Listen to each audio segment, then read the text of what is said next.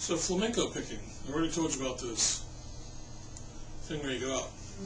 If you try and come in with your I'm going to use an A minor over your chord. Try to come in with your first finger, second finger, third finger, and go back out. You're going to notice it's kind of awkward. But if you go third, second, first, or you start going out and back, out.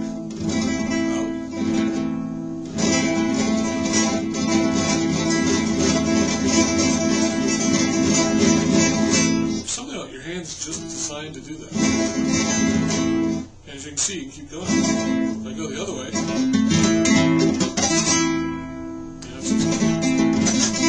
for some reason your hand does not do it.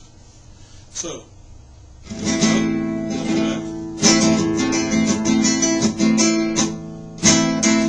part of what I'm doing is, you see how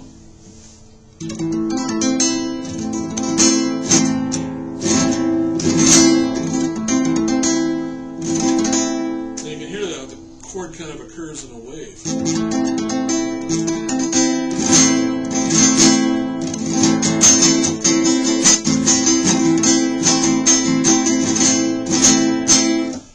That's how they get that sound. Now, flamenco also uses a lot of 16th notes. It has a tendency to pick on the high E or the high B string, and then you play the bass line.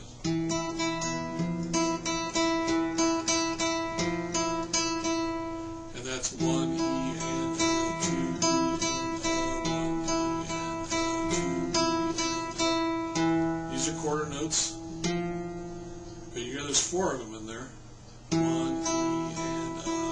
Now you know that 1 and is 8th. So if you're putting in 2 more notes, you're now playing 16th.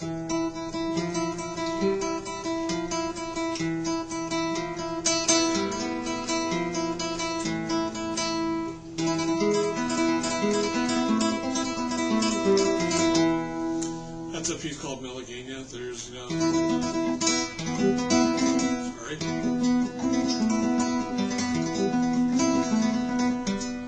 So there's all sorts of patterns there. This is why 16th notes kind of in a way became big, because this style of music. Here I'm going 1. That's it, just.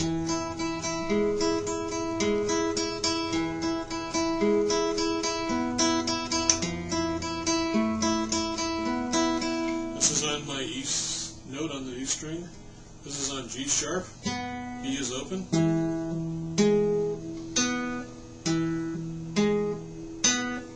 I move everything up a fret. F, A, E. In between each one of those notes, I go.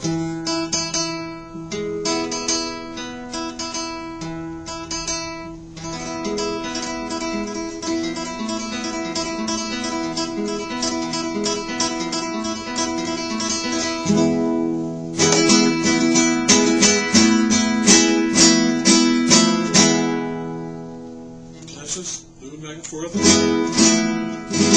See that pattern? So it's how a lot of flamenco and that style of genre of music works. I mean, it's not just flamenco. There's a whole variety of types of music that are along that line. There's what's it? Andorian music. It tends to be more melodic. There's straight flamenco, there's the Spanish style flamenco, you got the gypsy style, the Spanish style, there's slight differences in them. Now you can also, I'm going thumb, first, second, third, with my picking hand.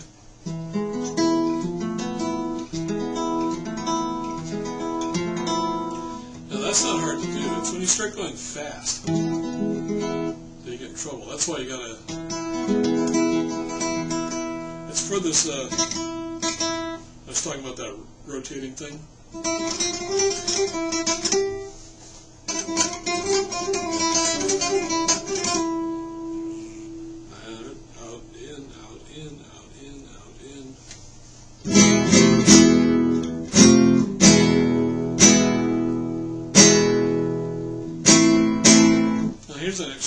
talked about our A minor earlier. A, E on the D string, A on the G string, C on the B string, E is open.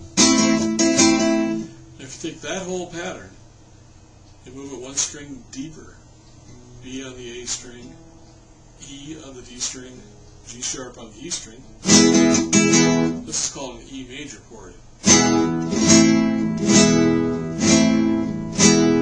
As you can see, they sound very flamenco-ish.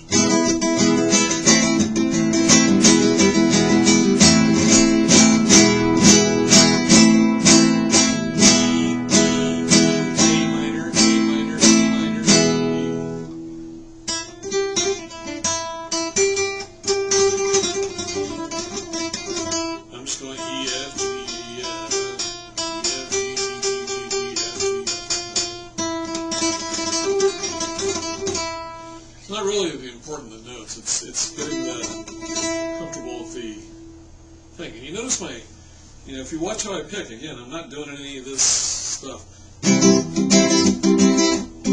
Even when I'm moving my hand like this, my fingertips are always right above the strings. And because of that, as you can see, I can go stop.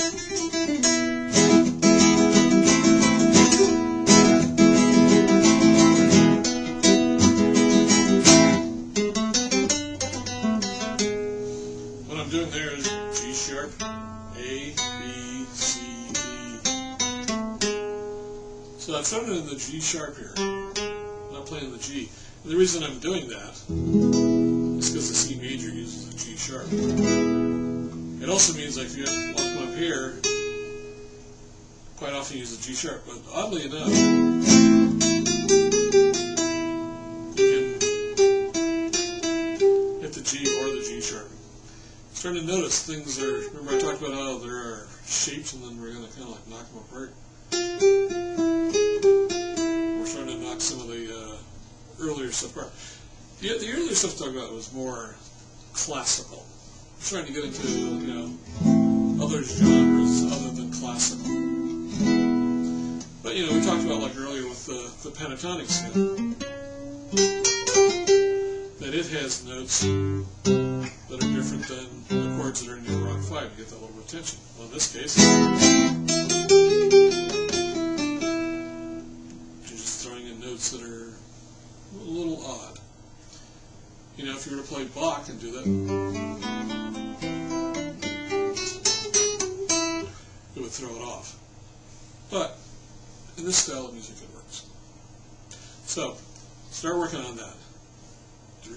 3 out, 3 in, 3 out, 3 in, 3 out, 3 in.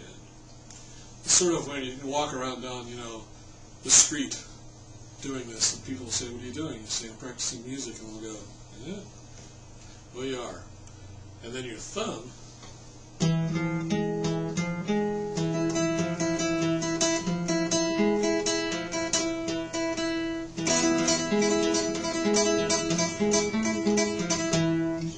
thumb, da-doo-doo, thumb, da-doo-doo, thumb, da-doo-doo, thumb, da-doo-doo.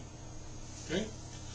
Now, don't try and play fast when you first start doing it. You're going to have a lot of trouble just getting coordinated. Go very slow until you get coordinated at it, and then start picking up the speed. I mean, they have schools in Spain where kids show up at a young age and practice for 4 or 5 years before they're really good at it. So, just be aware, it's going to take some time, but it's really cool when you get it down, you understand it. And it's also quite humbling when you go to Spain, you think you're a hot shot flamenco player, and you walk in and there's a 7-year-old who can play better than you. I haven't done it, but I've had friends who have masters in flamenco guitar playing from college come back totally humbled. So, I guess it's because they play all day long, I don't know. But it's a fun style to play in.